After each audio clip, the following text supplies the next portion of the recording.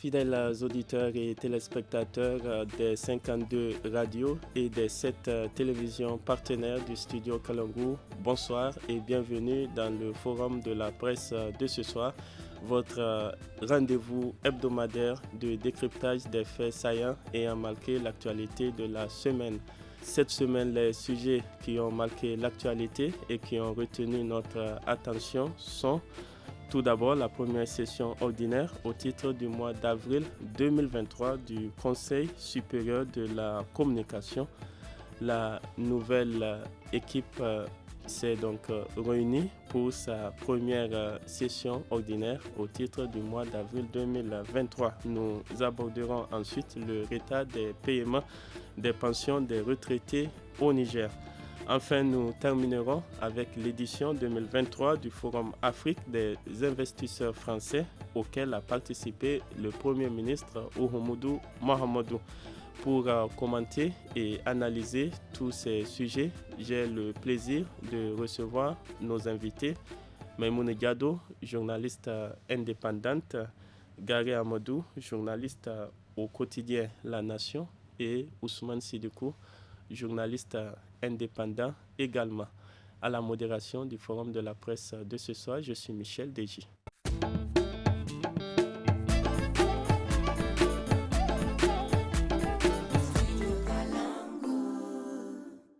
La nouvelle équipe du Conseil supérieur de la communication, CSC, s'est réunie lundi pour sa toute première session ordinaire au titre du mois d'avril 2023.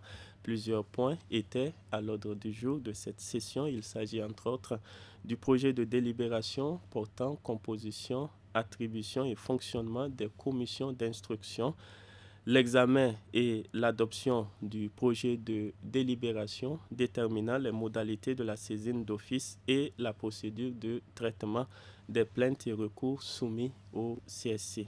Salif Labo-Boucher, président du Conseil supérieur de la communication, parle ici des défis de la presse privée. Nous l'écoutons au micro de Fatih Malayago. Je souhaite qu'au cours de notre quinquennat, nous poursuivons la réflexion au plus vite pour promouvoir de véritables entreprises de presse qui n'auront rien à envier à celles que nous voyons ailleurs. Entre autres solutions, je pense que rehausser le fonds d'aide à la presse, améliorer son mode d'attribution et d'utilisation, adopter un impôt spécifique aux entreprises de presse, exonérer les produits ou intrants entrant dans le cadre de la production journalistique pourrait participer à donner un nouvel élan dans ce sens et surtout à accélérer le processus de mise en œuvre de la signature par tous de la convention collective de la presse qui depuis longtemps traîne à être totalement opérationnelle. Maïmoune Diado, quelle analyse vous suscite ces propos du nouveau président du Conseil supérieur de la communication, Salifou Labo-Boucher, qui a exprimé à l'instant l'engagement de toute son équipe à œuvrer en faveur d'une presse privée forte, libre et indépendante? D'abord, l'analyse, c'est que c'est déjà un agenda en fait qu'il a trouvé et qu'il est en train de poursuivre. Et de par ses propos, ce qu'il a dit, en tout cas, qu'il va œuvrer pour qu'il y ait une presse, en tout cas privée, libre d'abord et également à la hauteur. Je pense que ça aussi, c'est bien dit. Et le fonds d'aide à la presse, où il compte reviser, voir comment est-ce qu'aujourd'hui la répartition de ce fonds d'aide à la presse doit être améliorée. Et également, le fonds d'aide même l'enveloppe doit être rehaussée. Moi, je pense que s'il arrive, en tout cas avec son équipe, à mettre tout ce qu'il vient de dire en œuvre, ça sera déjà bien. Pour les 5 ans à venir, on pourra dire qu'il est sur la bonne voie. Parce que de par ses propos, on peut dire déjà qu'il est sur la bonne voie.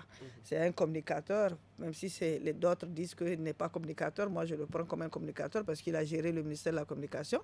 Ancien ministre de la Communication. Donc, il sait déjà les difficultés auxquelles les médias privés sont confrontés. Ils parlent également de la signature de la convention signature pour la convention collective de la presse privée. Donc tout ça, ça veut dire que déjà le terrain est préparé. Le terrain est préparé. Maintenant, il faut aller droit au but. Essayer de faire tout ce qu'ils ont énuméré. En tout cas pour le bonheur et le bien-être des médias privés. Voilà donc moi ce que j'ai compris et on ne peut que leur souhaiter bon vent. Beaucoup de perspectives donc. Gary Amadou, est-ce que la presse privée doit s'en réjouir? Non, la presse privée se réjouira le jour où ça sera concrétisé. C'est-à-dire pour le moment, voilà, il pose un peu son cahier de charge, c'est-à-dire qu'il se fixe nous considérons qu'il se fixe des objectifs. C'est-à-dire qu'à partir de 5 ans, après 5 ans, si tout ce qu'il a dit là n'a pas été fait, c'est qu'il a échoué. Nous, on le prend déjà au mot, c'est-à-dire que là, on a listé tout ce qu'il a dit. Vous savez, il a parlé de la convention collective qui n'a pas été signée par tous, parce que vous savez qu'il y a des médias qui ont signé la convention collective. Le réseau des radios et télévisions du Niger n'ont pas signé. Donc, il y a un groupe, il y a vraiment de la dissidence par rapport à la convention collective. S'il arrive à faire en sorte que toutes les parties puissent se retrouver autour de cette convention collective-là, c'est bien. Le rehaussement du fonds d'aide à la presse, c'est une très bonne chose parce que c'est une demande, excusez-moi, c'est une demande un peu de tous les promoteurs de médias depuis longtemps parce que quand on compare ce qui est donné dans d'autres pays, on se rend compte que le fonds d'aide à la presse au Niger est complètement dérisoire. Et il a parlé quelque chose de très intéressant qu'on a évoqué ici sur ce plateau, les modalités d'attribution du fonds d'aide à la presse. Parce que moi, je l'ai dit ici sur ce plateau, les conditions qui ont été établies là pour donner le fonds d'aide à la presse, pour moi, elles ne conviennent pas. Pour moi, à partir du moment où une télé émet, à partir du moment où une radio émet, à partir du moment où un journal est régulier, on peut considérer la régularité au bout de 30 numéros par an sur 52. À partir de ce moment-là, s'il fait la demande, on doit lui accorder le fonds d'aide à la presse. Pour moi, c'est comme ça que ça doit se passer. Tout autre critère est un critère totalement subjectif parce que les gens s'arrangent pour avoir les documents pour attester qu'ils remplissent ce critère-là. Ça ne tient pas la route. Maintenant, suivre effectivement l'utilisation qui va être faite du fonds d'aide à la presse pour faire en sorte que la presse nigérienne puisse sortir de l'honneur. Il y a pour moi des objectifs qui sont là, qui sont nobles, qui sont très importants. On sait très bien que c'est quelqu'un, comme on l'a dit, Memouna, qui a été ministre de la Communication, qui a eu, en tout cas, à gérer pratiquement la presse nigérienne. Il connaît les problèmes. Donc, il a une nouvelle équipe. C'est pourquoi je l'ai dit une fois un peu sur les réseaux sociaux, quand l'équipe a été installée, j'ai dit qu'il sorte de la routine. C'est-à-dire qu'il ne faut pas que... on nous a nommés, on est là au CSC, et puis c'est fini, quoi. Là, on s'assoit, on fait des sessions, juste on prend les perdièmes des sessions, et puis c'est fini. Là, ça va... on va se demander, mais pourquoi on vous a élu là? On a besoin de résultats. Aujourd'hui, la presse a besoin de résultats. Donc, pour ce qu'il a dit, tout ce qu'il a dit là, c'est quelque chose de très fort, et ça prouve que c'est quelqu'un qui connaît la chose. Maintenant, on va attendre de le voir à l'œuvre. Et en tout cas, ce que nous souhaitons, c'est vraiment bonne chance. Parce que tout ce qu'il a dit là, c'est quelque chose qui va renforcer la presse. Vous vous rendez compte, quand on vous dit qu'on va détaxer des produits qui vont rentrer dans le cadre de la communication, ça veut dire par exemple quoi? Une télévision qui commande une caméra, n'est-ce pas? Eh bien cette caméra-là, elle ne sera pas taxée. Vous comprenez? On va faciliter à ce que nous puissions avoir du matériel. Mais ça, c'est extrêmement noble et vraiment, je lui souhaite bonne chance. Sidoko Ousmane, il faut rappeler d'ailleurs que l'équipe dirigeante, le bureau en tout cas, composé de 4 membres, le président et le vice-président ainsi que les 2 rapporteurs, étaient au palais de la présidence mercredi dernier pour échanger avec le chef de l'État. Est-ce que vous êtes optimiste par rapport à tout ce qui est dit sur ce qu'il y a lieu de faire pour que la presse nigérienne puisse avoir une meilleure image? Merci Michel. Vous savez, il a ce double avantage dans un premier temps, mes collègues l'ont dit, d'avoir géré le ministère de la Communication. Donc il a une vue d'ensemble de ce que c'est que le paysage médiatique nigérien. Et au regard de la configuration du bureau, il y a des journalistes rompus. Donc c'est bien beau d'étaler, c'est bien beau de se fixer des objectifs, mais l'atteinte de ces derniers en est toute autre chose. Aujourd'hui, tout ce qu'il a listé là, c'est pratiquement un secret de polichinelle. Maintenant, on pense qu'ils doivent s'atteler pour que cela soit matérialisé dans les faits, au grand bonheur de l'ensemble de la presse nigérienne. C'est connu de tous. Aujourd'hui, vous n'êtes pas sans savoir dans quoi végètent vraiment les hommes des médias, surtout ceux du privé, le paysage médiatique. C'est-à-dire qu'il y a tellement de problèmes. Moi, je pense que Gary l'a si bien dit, il faut qu'il sorte vraiment de l'ordinaire. Il faudrait que l'on sente que cette nouvelle équipe dirigeante-là a su imprimer une nouvelle dynamique à l'instance de régulation qu'est le CSC. Il faudrait que nous sortions de ce carcan de la tenue de ces sessions par-ci, sessions par-là. Aujourd'hui, les défis sont nombreux, multiples et multiformes. Donc moi, je pense que vraiment, c'est le top chrono. Ils ont mieux à faire pour se démarquer. Les autres équipes ont fait du mieux qu'elles pouvaient, mais je l'ai dit, ils ont cet avantage, ce double avantage. Lui, tout comme la majorité des membres du bureau, c'est des hommes de métier. Lui, pour avoir su gérer le ministère, moi, je pense que on ne va pas jouer les oiseaux de mauvais augure, mais comme dirait l'autre, nous les avons à l'œil. Nous allons faire une observation microscopique. Au mot, nous allons les prendre pour voir ce qu'il en est de tout ce qu'ils ont eu à détailler. L'un de l'autre, on ne peut que leur souhaiter plein succès dans leur nouvelle fonction et qu'ils sachent que l'ensemble des acteurs de la presse nigérienne ont les yeux rivés sur eux et que dans un premier temps, il y a une lueur d'espoir. Maintenant, quitte à eux de raviver cette lueur ou bien de l'éteindre en ne faisant que du surplace, en refusant de sortir du carcan auquel nous sommes habitués.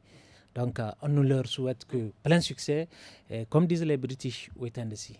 Quand on parle de bonne gouvernance et d'état de droit, on parle également de liberté de la presse. Quelle est l'importance de cette liberté de la presse dans le cadre de l'état de droit? L'importance c'est-à-dire elle vaut tout son pesant d'or aujourd'hui, Michel. Qu'est-ce que ça apporte au peuple en réalité? Vraiment, c'est la liberté d'expression, elle est garantie. Elle est garantie. Donc moi, je pense que ça apporte plus que ce que le commun des citoyens peut appréhender. Elle a toute son importance. Donc moi, je pense qu'à défaut d'en faire leur cheval de bataille, ils doivent y veiller pour que vraiment cette liberté-là soit matérialisée à travers l'exercice du métier par les hommes des médias.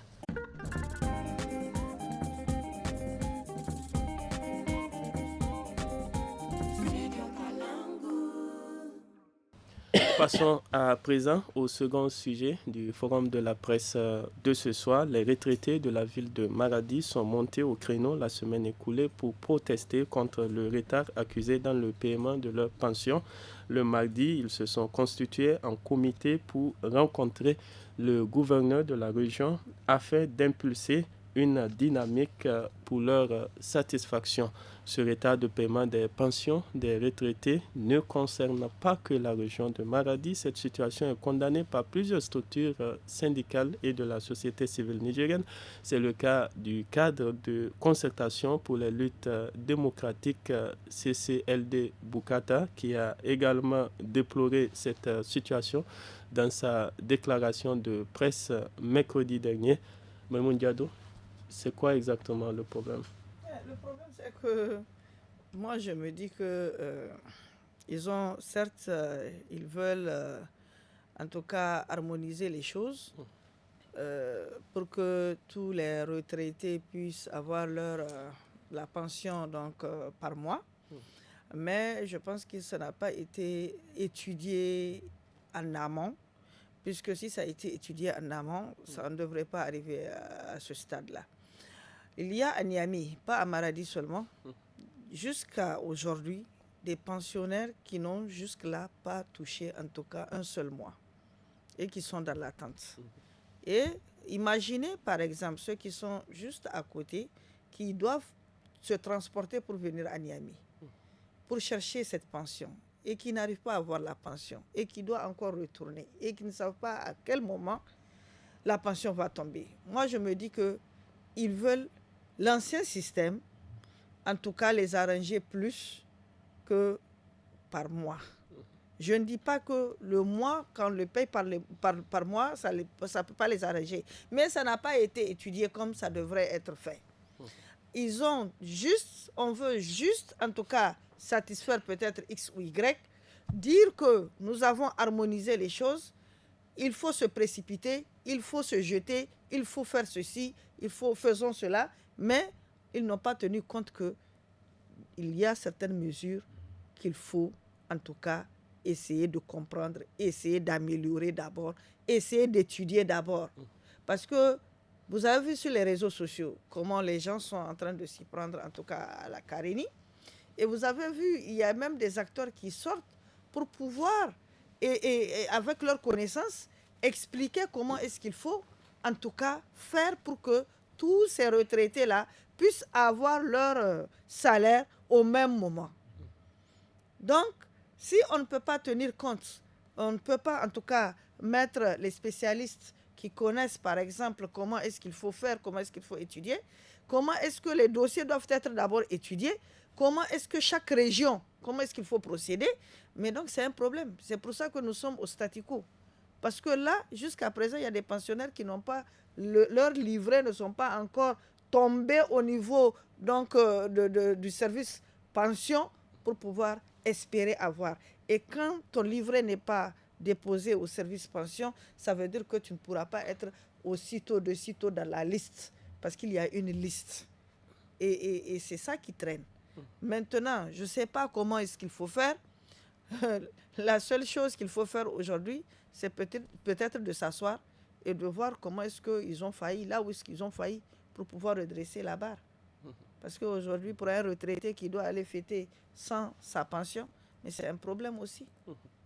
Merci beaucoup. Gaga Amadou, Maïmoun l'a rappelé, il faut le dire, en septembre 2022, le gouvernement avait adopté en Conseil des ministres un décret portant organisation de ce régime des pensions. Et il y a eu des réformes, des innovations. Parmi ces innovations, on peut citer justement la mensualisation. Mais qu'est-ce qui n'a pas marché finalement? Je crois qu'il y a eu une erreur, comme elle a dit, d'aiguillage dans le cadre des préparatifs de cette chose-là. Parce que je vais vous expliquer quelque chose. Vous savez, chaque pensionnaire a un livret. Donc, quand on mensualise le système de paiement de pension, c'est qu'il faut des nouveaux livrets qui correspondent à cette nouvelle règle-là. Alors, il faut déjà élaborer les livrets.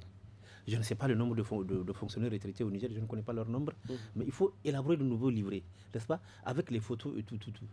Pour moi, si le gouvernement le décide, c'est qu'il doit donner un temps pour que tout puisse être mis en œuvre afin que tout soit prêt pour qu'on commence. On ne doit pas dire qu'on commence en janvier, non. C'était un peu trop précipité pour moi, c'était trop rapide. Certains retraités ont pensé que c'est peut-être dû à un problème de trésorerie. Non, c'est pas un problème. C'est un problème, vous savez, moi, si c'était moi qui étais à la tête de cette décision-là, j'allais dire, bon, écoutez, avant même de faire ce changement-là, on va mettre en place un comité qui va regrouper les représentants de toutes les centrales syndicales, parce que les travailleurs, c'est des retraités. Voilà, les retraités, c'est des travailleurs qui vont à la retraite. Donc, les représentants de tous les syndicats, les représentants des retraités même, vous comprenez? Et puis faire un comité pour réfléchir comment est-ce qu'il faut faire pour que tout se passe normalement, pour qu'il n'y ait pas de problème.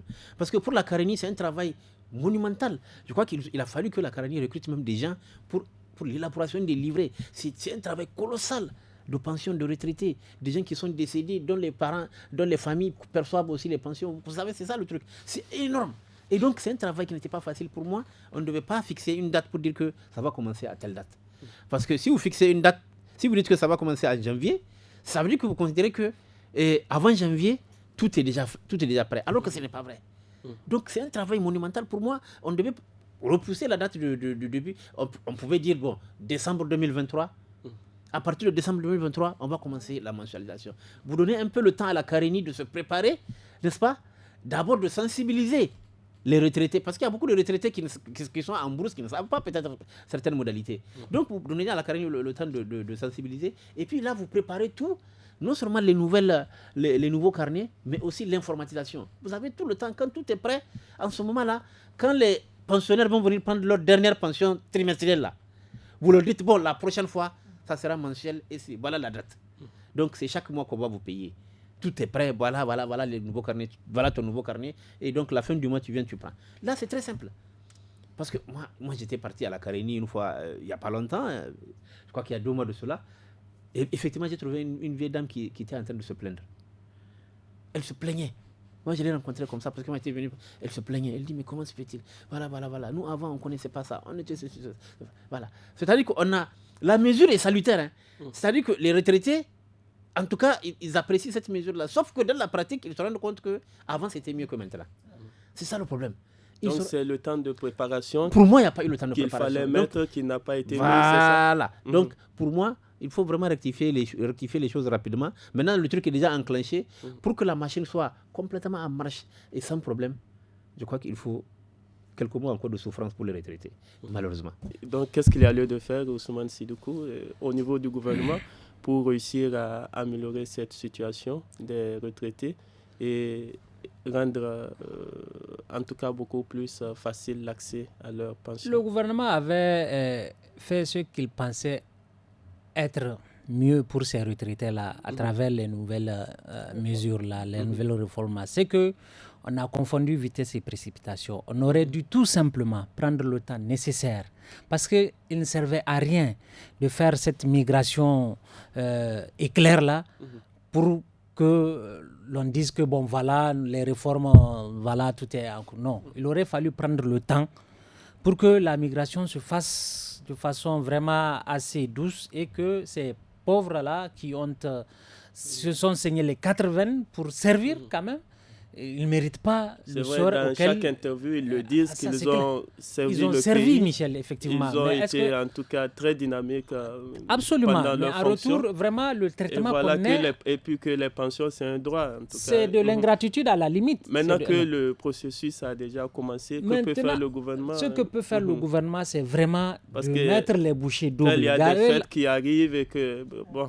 Pas que les fêtes, n'oubliez pas que c'est des retraités. Peut-être que la plupart qui n'ont pas d'autres à côté, comme on dit, ils ne vivent que de ça, de cette pension-là. Donc, pas seulement pour la fête. Où ça devient encore plus dramatique. Plus dramatique. Donc, moi, je pense que le gouvernement doit instruire en mettant les bouchées doubles pour que la Carénie, du mieux qu'elle peut, Gary l'a si bien dit, pour l'établissement des carnets, elle avait même eu à contracter, à prendre des... Vraiment, c'est de doter la Carénie des moyens, des ressources matérielles, financières et humaines, s'il le faut, pour que vraiment ce que ces retraités-là sont en train de subir ne puisse pas prendre un temps, pour que la souffrance-là leur soit allégée et que la Carénie rempile à travers la mensualisation, à travers la digitalisation. Moi, je pense que vraiment, ils ne méritent pas ce sort-là. C'est de mettre les bouchées doubles. C'est de faire un état de lieu. Qu'est-ce qui ne va pas? Où se trouve le blocus? Et moi, je pense qu'une fois détecté, vraiment, c'est de se donner les moyens pour débloquer la situation, pour que ces retraités-là, au moins, ça arrive à voir le bout du tunnel. Faute de quoi, je vous assure qu'ils vont continuer à galérer et il suffit de faire un tour pour voir vraiment comment ils sont agglutinés et comment ils sont exposés. Moi, je pense qu'à la limite, c'est de l'ingratitude. Ils ne méritent pas un tel sort-là. Qui plus est, sont des personnes âgées. Oui, Gary veut ajouter je voulais ajouter quelque chose. Vous savez, rapidement. Oui, étant donné que la machine pratiquement a des difficultés pour avancer, pour moi, la Carénie pouvait prévoir un système de, je ne sais pas, d'avance pour donner aux gens. Parce que moi, j'imagine, vous savez, les retraités là, c'est avec l'argent de la pension là, on fait le plein de vivres, on achète le sac de riz, on achète l'huile, on achète tout pour la période. C'est comme ça qu'ils font. Ils sont obligés. Et donc, quand vous voyez que le processus de paiement de cette pension-là est devenu un peu lourd et que ça crée des frustrations, qu'est-ce que vous faites? Vous voyez bien que tous ceux qui viennent prendre, ceux qui sont dans le fichier national des retraités, eh bien, dès que la personne est dans le fichier national, vous voyez le montant qui lui revient mensuellement, eh bien, en attendant que tout soit formalisé, faites-lui un système de bons pour qu'il puisse venir toucher quelque chose. Un système où il vient avec sa carte d'identité et puis il touche. Maintenant, quand après, on va dire, mais tu vas revenir pour régulariser après, puisque là, c'est parce que ça presse. C'est très simple. Et puis, il va avec revenir. La digitalisation, ce n'est pas compliqué, mais est-ce que vous ne pensez pas que c'est peut-être parce que c'est le début que tous ces problèmes sont rencontrés? Enfin, on vous parle d'un processus. Pour moi, c'est comme un virage qui a été mal négocié. Est-ce que vous comprenez? C'est-à-dire, on voudrait virer de la trimestrialisation pour aller à la mensualisation, sauf qu'on n'a pas tenu compte, comme nous l'avons tous dit, de certains paramètres. Le temps, n'est-ce pas? Le nombre de retraités, le nombre de fiches à faire, etc., etc. Et donc, comme on est arrivé à un point où il y a des gens qui... Je suis sûr qu'aujourd'hui, si vous envoyez une équipe à la Carénie, vous allez trouver un spectacle désolant, parce que des gens qui sont là, qui n'ont même pas de quoi fêter. Et la fête, c'est demain. Vous comprenez? Et donc, pour moi, il fallait avoir une sorte de proactivité et puis se dire, bon, réunir ces cadres, qu'est-ce qu'on fait? Voilà, on a des fonds pour leur donner. Maintenant, il y en a qui, leur dossier n'est pas encore arrivé. Qu'est-ce qu'on fait? Ils sont pourtant dans le fichier national. Eh bien, créer un système d'avance. On établit, maintenant on dit, bon voilà, tous ceux dont les fiches sont, on va vous donner des avances. Si vous avez droit à 200 000, on va vous donner une avance de 100 000. Après la fête, vous venez, on régularise. Là, ça permet d'éponger, on fait des guichets, on paye les gens. On leur fait des avances, c'est vrai, tu viens, tu signes avec ta carte. Vous savez très bien qu'il va revenir puisque c'est sa pension. La pension, c'est à vie. Vous comprenez? Donc, je pense que c'est ça qu'il faut faire rapidement pour essayer de faire en sorte que ces grands-parents-là, qu'on puisse essuyer leurs larmes. Merci beaucoup. Et nous allons terminer donc le forum de la presse du studio Kalangu de ce soir avec de la coopération business avec l'Afrique, l'heure du New Deal. C'est le thème de l'édition 2023 du Forum Afrique des investisseurs français auquel a participé le Premier ministre Oumoudou Mohamedou. À cette occasion, il a présenté aux investisseurs français les opportunités du Niger dans le domaine du business. Le Niger est le futur Eldorado de l'Afrique et c'est un pays où il faut investir. Il ne faut pas que les investisseurs français soient les derniers à venir investir au Niger. Il faut qu'ils soient parmi les premiers, a déclaré le chef du gouvernement nigérien à nos confrères de Radio France Internationale. Memoun Diado, quels sont les enjeux de cette rencontre entre investisseurs français et les pays africains? Il y avait en tout cas Niamey aussi qui avait réuni les entrepreneurs et tout, oui, par rapport à ça. Et ça, ce n'est qu'une continuité en fait que le Premier ministre est en train de faire. Aller retrouver cette fois-ci les investisseurs français là où ils sont, ça veut dire à Paris, pour pouvoir leur dire venez investir, le Niger aujourd'hui, il y a ça, vous pouvez investir, vous pouvez tranquillement investir. Hein. En fait, c'est vendre l'image du Niger à l'étranger. Vendre l'image pour, par exemple, les investisseurs, les investisseurs européens, français, qui jusque-là ont du mal à venir dans notre pays. Ceux qui hésitent. Oui, ceux qui hésitent, qui ont du mal à venir parce qu'il y a beaucoup de paramètres qui peuvent peut-être leur dire, bon, pourquoi venir investir au Niger puisqu'il y a l'insécurité, on parle de l'insécurité, on parle de certaines difficultés. Et tout ça, ça peut en fait les amener à désister. Maintenant, le Premier ministre, en tout cas chef de gouvernement qu'il est, il doit aller, en tout cas vers ces investisseurs-là, leur donner une promesse que quand vous viendrez ici au Niger pour investir, vous n'aurez pas de problème. Maintenant, moi, ce n'est pas ça le problème. Le problème, c'est qu'il faut d'abord régler certaines difficultés au Niger d'abord, avant d'aller chercher ces investisseurs. Les difficultés, par exemple, aujourd'hui, regardez, l'électricité, rien que le courant aujourd'hui, c'est un problème. Quand on n'a pas une électricité stable dans notre pays, c'est aussi difficile aujourd'hui pour un entrepreneur de venir créer une entreprise ici et bien fonctionner. C'est un problème. Il y a aujourd'hui cette situation, tout le monde le connaît déjà. Il a parlé du barrage de Kandaji. Le barrage de Kandaji. Communication pour expliquer que ça va en tout cas améliorer. Ça va améliorer, mais avant que le barrage de Kandaji. Y compris dans le domaine énergétique. Mais voilà, mais en attendant, est-ce que eux, les investisseurs là, ils vont attendre jusqu'à la finition du barrage de Kandaji pour pouvoir venir investir? Non, parce que nous, on cherche des gens qui vont venir investir vite dans notre pays. Donc, il faut d'abord améliorer certaines conditions.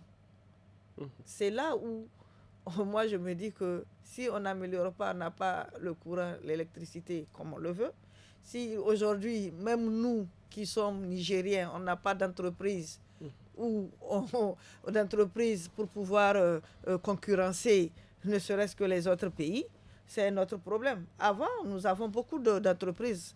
Mais où sont les entreprises aujourd'hui? Parce qu'il ne suffit pas de venir créer une entreprise. Parce que je suis sûr qu'aujourd'hui, au Niger, si on crée une entreprise où le savon est vendu à 500 et un autre pays vend son savon ici au Niger à 200, mais je pense que toi aussi tu sais, l'entreprise sera déjà fermée. Aussitôt que l'entreprise a commencé, ça va fermer. Donc, il y a des coûts de charge. Il y a des produits comme ça qu'on avait l'habitude de fabriquer, mais qui aujourd'hui est importé. Oui, maintenant, c'est importé. Tout ce que nous consommons aujourd'hui, quand on regarde, c'est importé. Donc, il faut améliorer cette situation, il faut également regarder amoindrir certaines taxes au niveau donc de la douane pour permettre à ces gens-là de venir. C'est bien bon d'aller dire que le Niger est prêt aujourd'hui à accueillir le grand nombre d'investisseurs, mais il faut aussi parler de la réalité des choses. Merci beaucoup.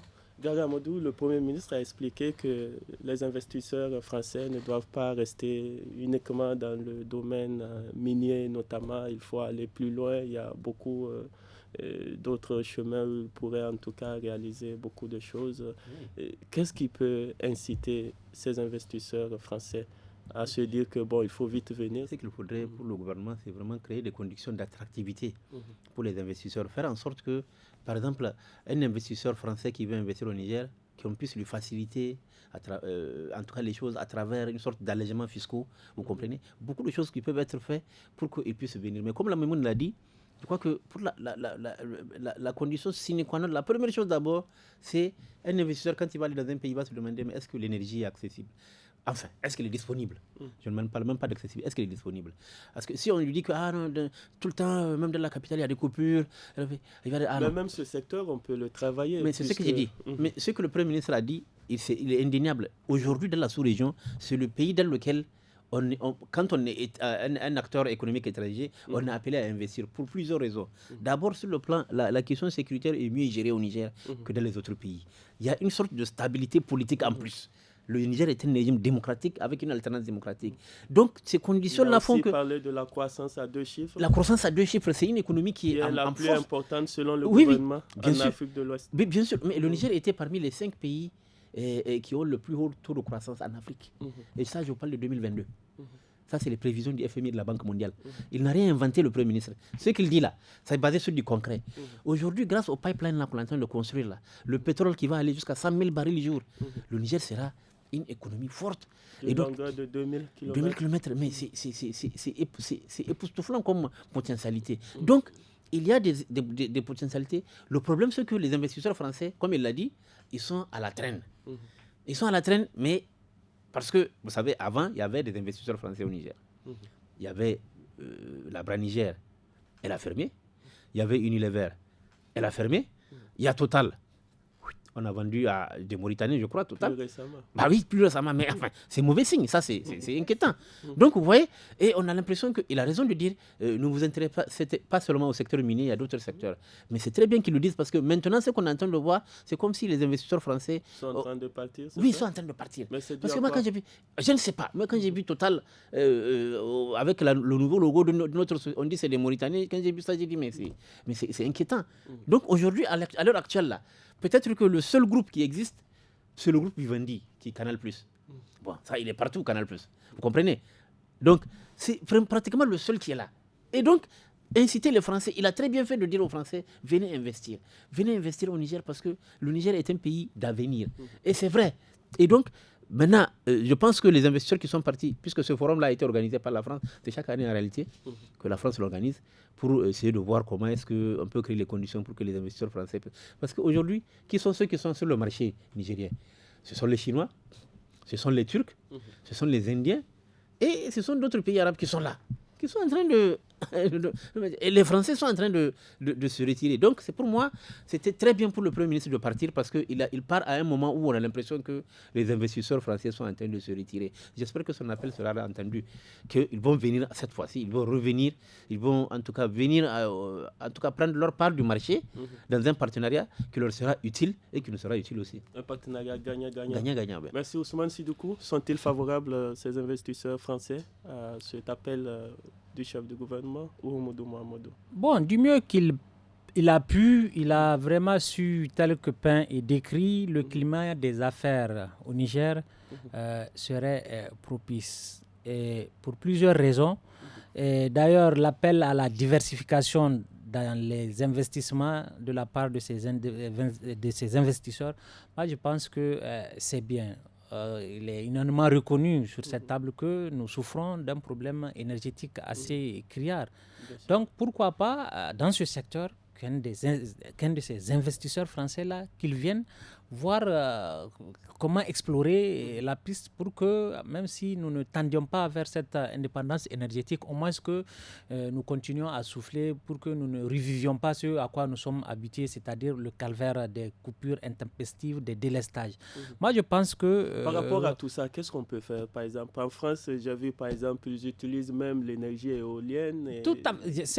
moi, je pense que... qu'avec le vent même, moi, je pense que, Michel, c'est une question de volonté. C'est une question de volonté politique. Moi, je pense que si la volonté politique affichée, elle se matérialise, moi, je pense que ne serait-ce qu'avec Kandaji, là, on pourrait dire ça n'est fini pour les coupures. Donc, moi, je pense qu'avec la volonté politique, moi, je pense que les lignes pourraient bouger.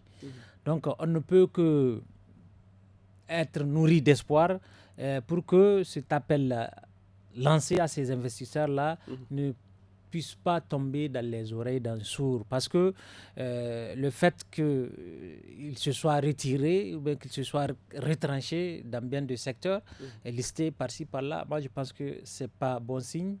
Vivement que son appel soit entendu afin que, je ne dirais pas que l'hémorragie puisse être stoppée, mais que vraiment ces gens-là reviennent avec beaucoup plus d'engagement et comme vous l'avez dit, pour que le partenariat soit des plus fructueux, mais aussi gagnant, puisque nous en avons tant besoin. Comme l'a si bien dit un de leurs présidents, vraiment, aussi petit soit un pays, vraiment dans le cadre du partenariat, il se doit d'être regardé et traité avec respect et considération. C'est dire que vraiment, il n'y a pas...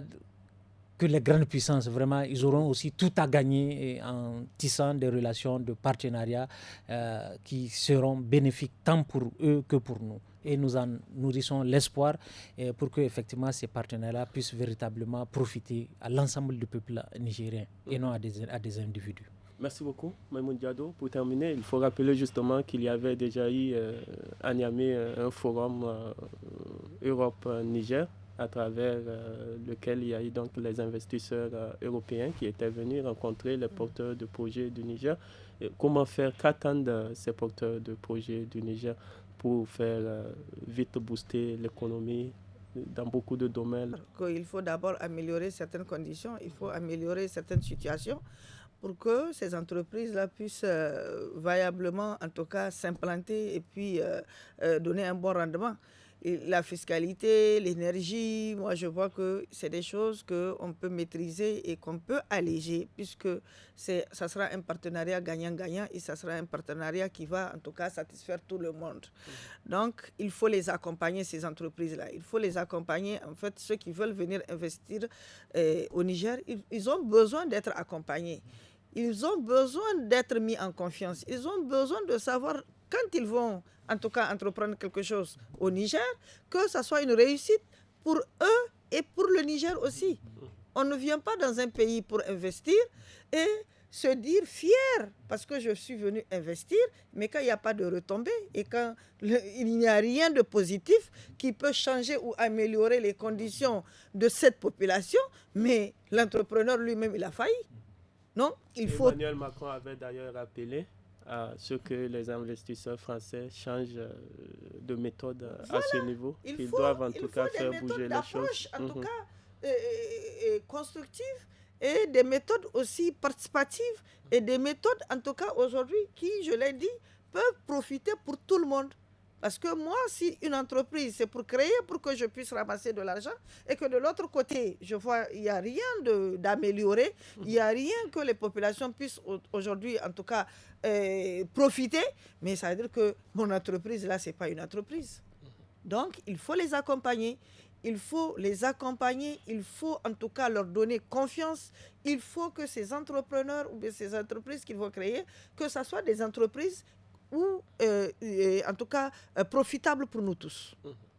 On crée les conditions, il faut regarder d'abord qu'est-ce que les Nigériens aujourd'hui consomment le plus, qu'est-ce que les Nigériens veulent, qu'est-ce que les Nigériens attendent de nous pour pouvoir aussi venir investir. C'est ça. dans ces différents domaines. Ce qui est important pour les entreprises qui vont venir. Une poignée de secondes. Oui, c'est juste pour dire que je suis sûr que si les entreprises viennent, le premier avantage, c'est la création des emplois. Donc, il faut que les employés de cette entreprise-là, qui est basée au Niger, que ce soit des Nigériens, et notamment à tous les postes de responsable, du DG jusqu'au truc, que ce soit des Nigériens. C'est une entreprise française. Oui, c'est une entreprise française, mais ce sont des Nigériens qui sont à des postes. Une entreprise a d'ailleurs beaucoup plus intérêt. Bien sûr. Quand il y a déjà une main-d'œuvre qualifiée, voilà. Ils donc, n'ont pas besoin de faire venir et vous savez, il y avait un problème qui avait été soulevé par un expatrié avec lequel on causait lors d'une réunion. Il dit, vous savez, le problème c'est que même si tu veux créer une entreprise au Niger, il n'est pas sûr que tu aies l'expertise, que tu aies les cadres pour cette entreprise-là. Donc, la formation professionnelle là, pour ton entreprise là, par exemple, si tu veux créer une entreprise en informatique, tu as besoin d'ingénieurs en informaticiens. Est-ce qu'il y en a ici au Niger? Parce qu'il ne faudrait pas que tu viennes implanter une entreprise au Niger et que tu partes demander dans la sous-région des ingénieurs pour qu'ils viennent occuper des postes. Quel est le travail que l'État fait pour faire en sorte que cette main-d'œuvre-là, pas cette main-d'œuvre qualifiée, je veux dire, cette main-d'œuvre qualifiée-là, qu'elle puisse être disponible pour ces entreprises qui vont venir. Voilà tout le défi. C'est vrai, par rapport à ça, il y a eu même plusieurs universités qui ont été créées à cet effet, afin que dans beaucoup de domaines, on puisse avoir des jeunes très dynamiques, capables de contribuer à faire bouger les choses. Merci beaucoup, Garé, et c'est ici que se referme le forum de la presse de ce soir. Merci de l'avoir suivi. Merci à vous, chers confrères, d'avoir participé à ce forum de la presse à travers vos différentes analyses. Nous étions en compagnie de Maïmouna Diado, journaliste indépendante, Gary Amadou, journaliste au quotidien La Nation, et Sidiko Ousmane, journaliste indépendant également. À la modération, je suis Michel Deji, l'équipe technique qui m'a assisté dans la présentation de ce forum de la presse composé de Seini Isaka et Mustapha Ayouba. Agréable soirée à toutes et à tous et au revoir.